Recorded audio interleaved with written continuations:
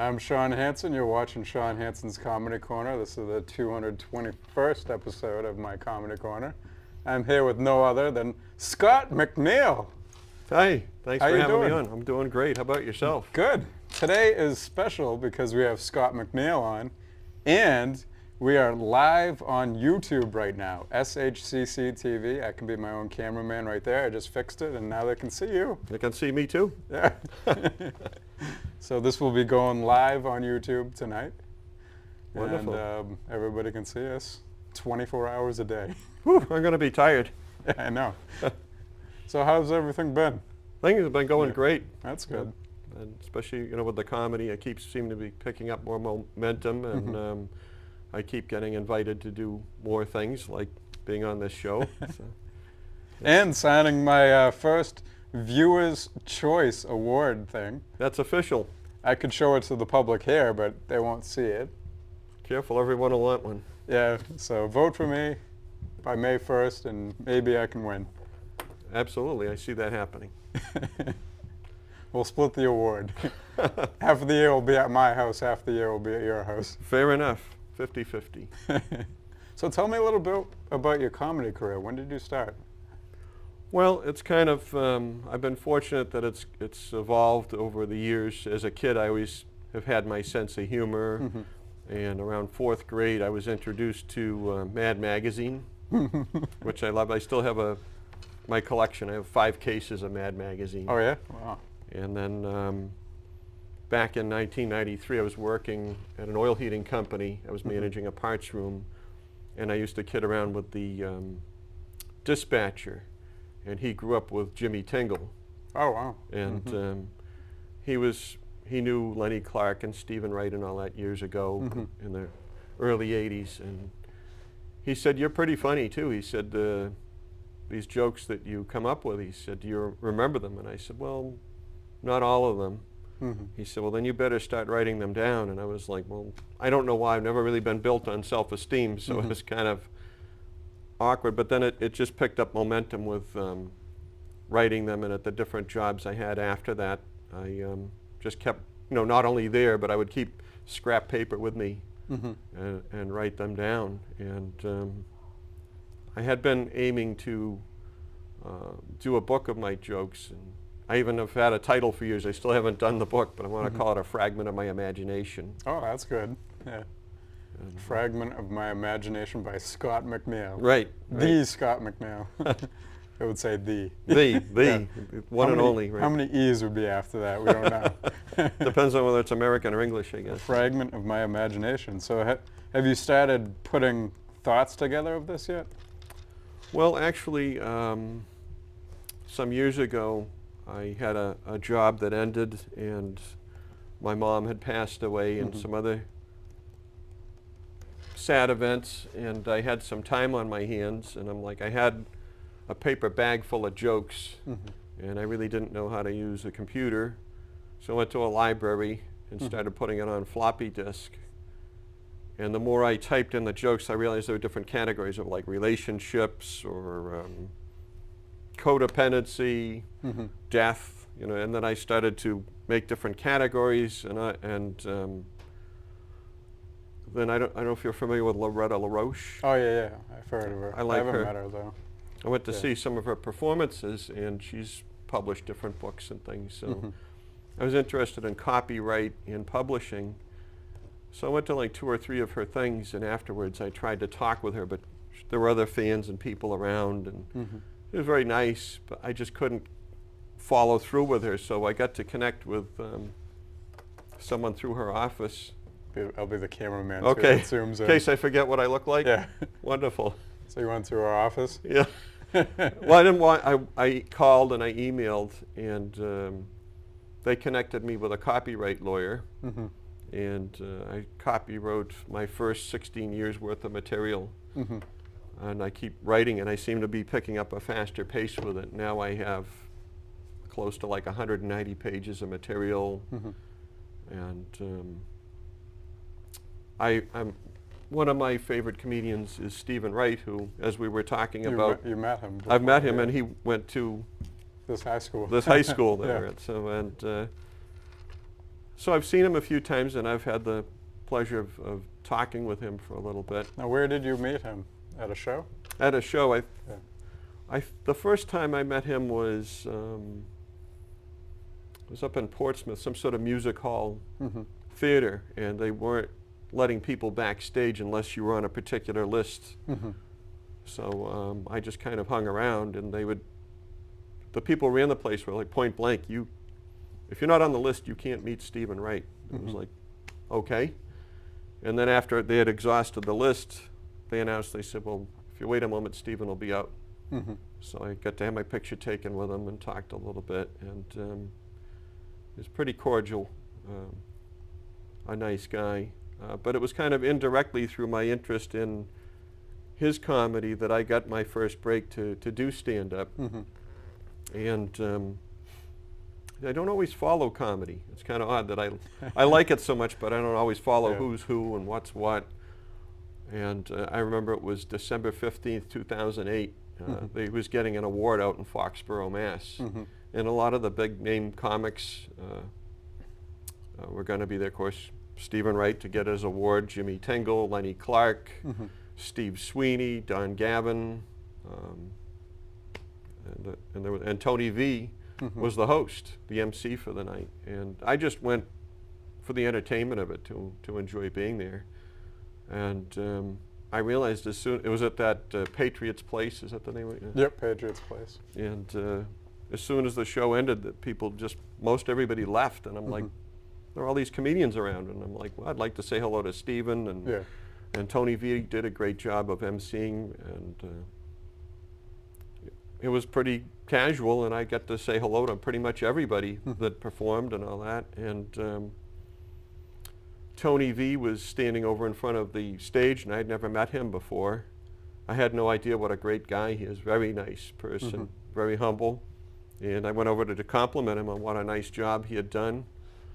And we chatted for a while, and I was just purely meant to ask him a question. I said, what is it like to do stand-up? And I told him I'd like to do a book. And he started to explain what it was like to perform, and then he kind of interrupted himself, and he said, there's no way I could fully explain it to you. He said, I'll tell you what, he said, call my friend down at Giggles in Saugus and tell him Tony said you're going on.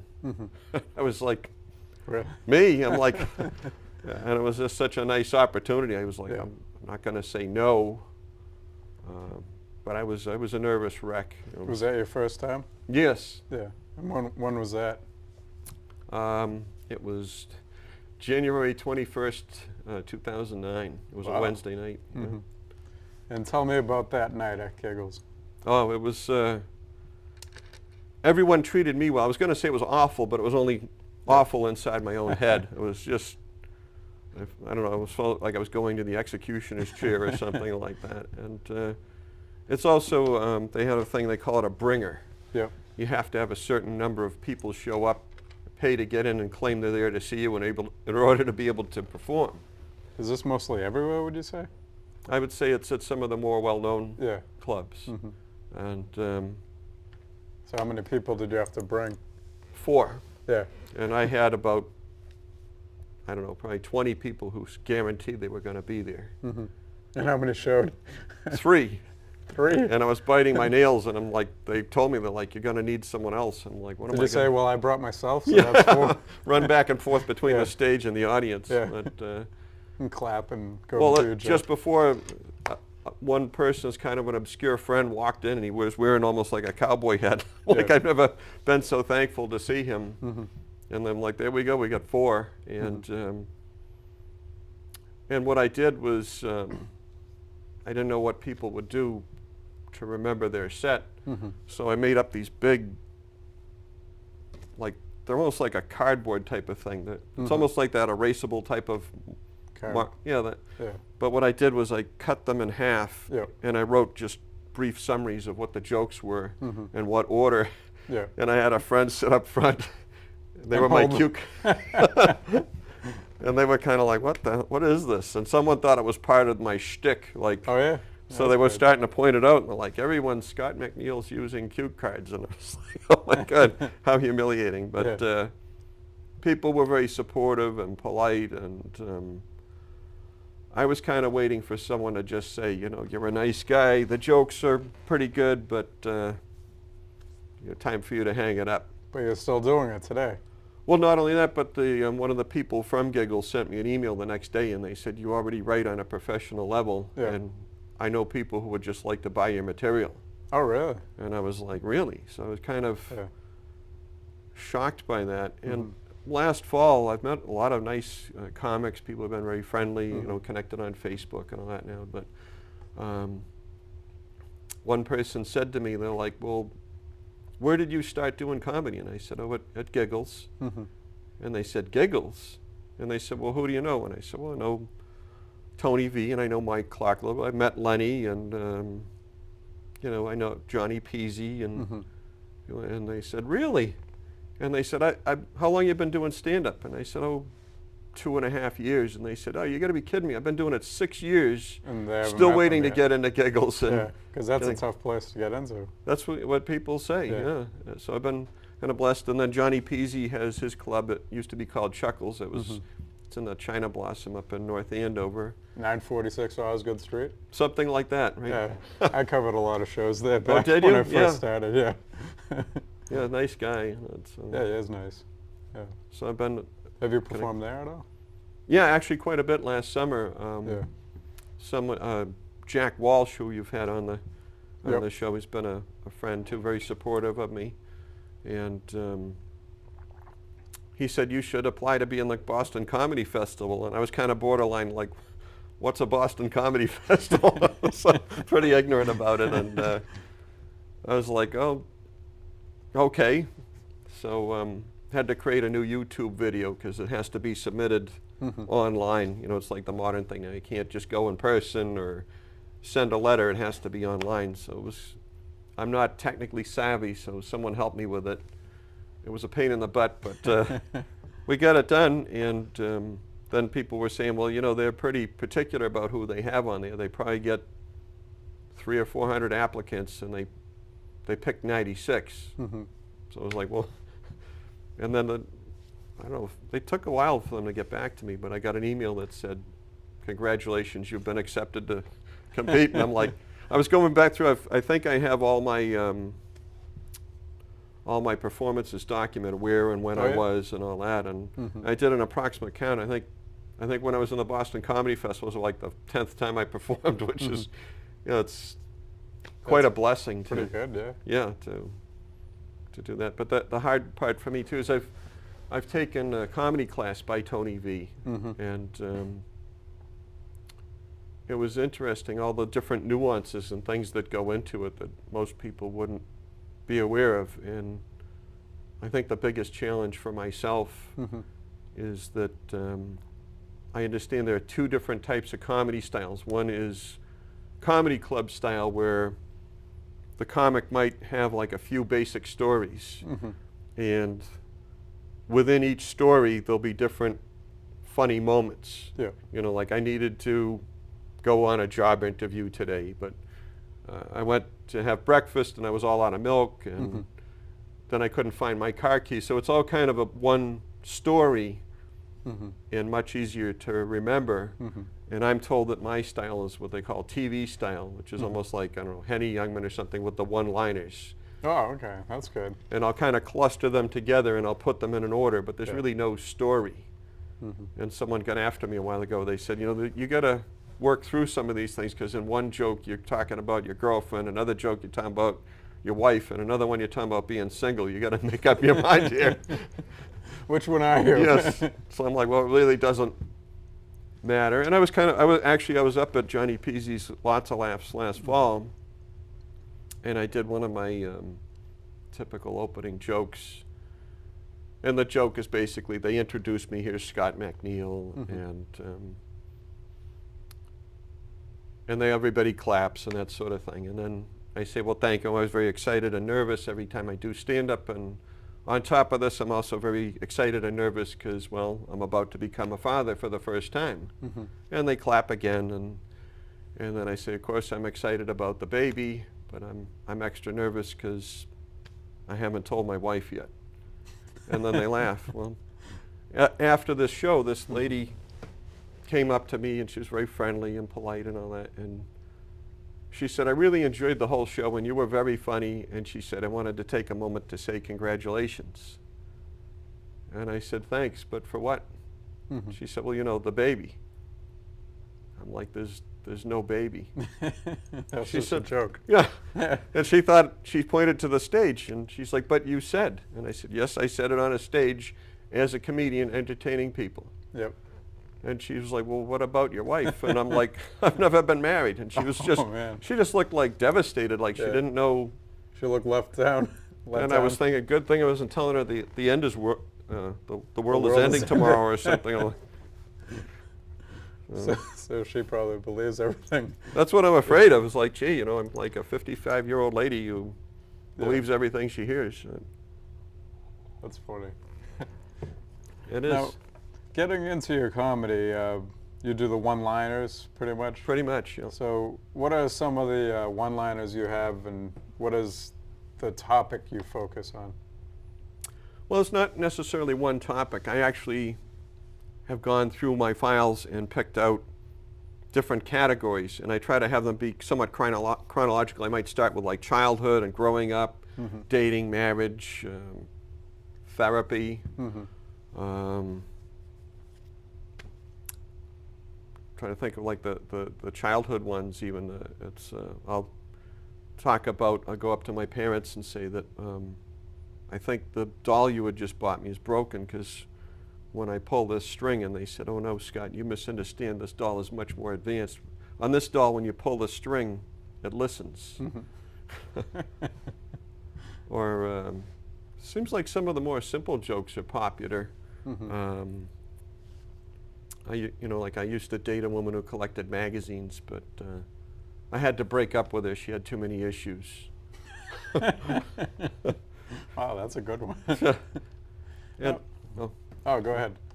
Well, a couple other examples. One I've been kind of closing with on, and I want to say too that when I write jokes and perform them, I really try to just plain be silly. I'm not trying to hurt anyone's feelings or put anyone down. So, and people seem to take it that, you know, that way, that as just fun entertainment, which is how I mean it. But one I've been closing with that people seem to like is I talk about, I was sitting on a bar stool and a woman came over to me and she put her arm around me and she seductively whispered in my ear, she said, if we went to bed together, what's the first thing you'd want me to take off? And I said, 30 pounds?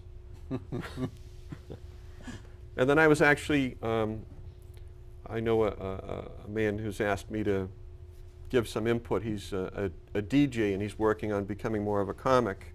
And he wanted me to write for him. And I'm like, well, I don't actually sit down and write. When things come to me, I capture them. But I never sit down and just say, okay, today I'm writing from 1 to 2 or whatever. But I happened to come up with some jokes for him. He said he had a background as a state trooper. And he was now retired. So I wrote some jokes for him. And I wrote one that's kind of newer, and I've been using it myself. I told him he could use it once or something, but it was going to be mine. And, it's a little bit of a longer one, but I've been using it as an opener lately, where I say I'm a retired police officer, and the first time I pulled someone over was for a driving infraction. And they didn't want to stop for me. Then they didn't want to show me their license, so I was pulling them out of the car, and they made a grab for my gun, and I ended up in a foot pursuit. And I tackled him to the ground, and then I beat him with my nightstick. But that was the day that I decided I wanted to become a cop. Because you Yeah, like I was some sort of wacko who later decided to become a cop. Once in a while someone was like, I don't get that joke. And I'm like, okay, so. You gotta listen to the story, and then you gotta get the catch at the the key thing at the and flip it, and then put it into your brain or something. Yes. And register it. Yes, it takes some work, and that's one of the things that's difficult is if I'm at a place where people have been drinking heavily, they're not going to necessarily get them. Yeah, because listening to that story, I was like, because I had never asked you about what you do for your day job, but I was thinking, was he a cop before? But then at the end, I was like, wait a minute, I get it. But what do you do for work? Well, actually, I do several things. I have a multi-family house, and I'm also handy, Yep. which is fortunate and unfortunate because it means I'm working on the darn place all the time. Yep. And I've fallen behind on it a little bit lately, but I'm also a huge Doors fan, you know, the old rock group. Yeah, your email address. Yes, my email address. And I stumbled onto, back around 2006, I mean, when I say I'm a fan, the amount of money I've spent on my collection you could use as a down payment on a condo. Really? Yeah. Oh, man. So I have all sorts of stuff. And how many concerts have you been to from the Doors? just a handful, because Jim Morrison died in '71, which kind of ended it. But I've gotten to meet the surviving guys, and I even met the guy who discovered them. And where did you get to meet them? in different places. Robbie Krieger, the guitarist, performed in Alston. I think that was in '95. I saw him there 2 or 3 times. Ray Manzarek was up in Lowell for a celebration of Jack Kerouac back in October of '91, and that's the first time I met him. He was doing an autograph signing out in Marlborough, Mass. I also met him when I was out in Hollywood Boulevard. And but I have literally about 50 books on them, and I've read most of them. And someone told me that they played in Lowell once at the Commodore Ballroom. And it's been pretty hard digging up people for it, but I've been working on putting a thing together for a guy who wrote a book called The Doors on the Road. It chronicles all the concerts that they ever did. So I contacted him, and just so he'd have the information, and he told me he was planning to do a second edition of the book and going to put me in as a contributor. Really? That's amazing. So that's Doors on the, that would be like Doors on the Road 2 or something? Or Doors on the Road again? Again, yeah, just, you know, second edition or something. But I'm actually thinking about doing like a mini book, because I haven't heard from him much in a while. And now, speaking of these books, Doors on the Road and your book, A Fragment of Your Imagination, have you wrote before any of this? Not really. I mean, in a way I've written, because I've put it to paper and then typed it all up, and you know, been copywriting it and things like that. And your jokes, so you wrote those. And, so that's cool. You got the comedy, you got the future books that are going to be bestsellers. Thank you. And no one's going to know who Stephen King is anymore. So it's all going to be about Scott MacNeil. Scott MacNeil, that'll be it. We have about 5 minutes left. Well, time flies by. Yeah, it does when you're having fun. But I have a segment called Out of the Blue Questions. Oh, here we go. You know that one, and because you were here for my 2-year show. I was blessed to be here. And that's where the questions are basically out of the blue, so they're out of that curtain over there. Uh-oh, okay. And they completely don't make any sense, and they're off the top of my head right now. Do my answers have to make sense? They don't need to make Okay. sense. You said you were a cop, but you're really not. But So you can, you can either do truth, or you can hide it under the curtain, or whatever you will. Okay. I'm game. Yeah, I've never had anyone ask me that before. Do they have to be true? So now I'm not going to know if you're true or not. But out of the blue, question number 1: if you were to live anywhere in South America, where would it be? Oh boy, I'm not as familiar with it, so. Or Africa. Or Africa. I think I'll go South America. It's a little closer to home. At least I can drive, I think. I'll go with Argentina. Argentina? And why is that? Well, since I don't know much about South America, I'm kind of, I don't know if you remember Guy Williams, used to be on Lost in Space and all that. He went there and he liked it. I think he actually passed away there. Seems like it'd be a nice country. I'm not sure. Was that where Butch and Sundance went to? They went to South America somewhere. Yeah, I think so. Or was it Bolivia? One of those two. And then it's right on the side. But you said I could move there. You didn't say I had to stay there, so at least I have the freedom to move on. You can come back, and since you can't drive, we'll support you with a duck boat.